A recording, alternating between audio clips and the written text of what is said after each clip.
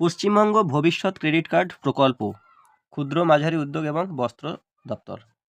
এই প্রকল্পটি কি?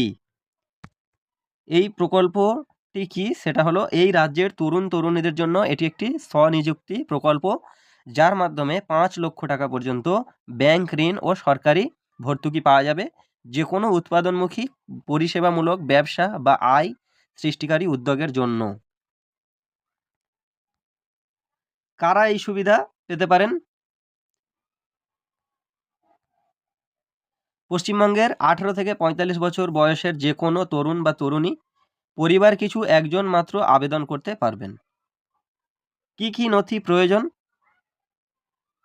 যথাযথভাবে পূরণ করা আবেদনপত্র, আধার কার্ড, পরিচয়পত্র, বসবাসের প্রমাণপত্র, বয়সের প্রমাণপত্র, প্যান কার্ড, প্রকল্পের বিবরণ।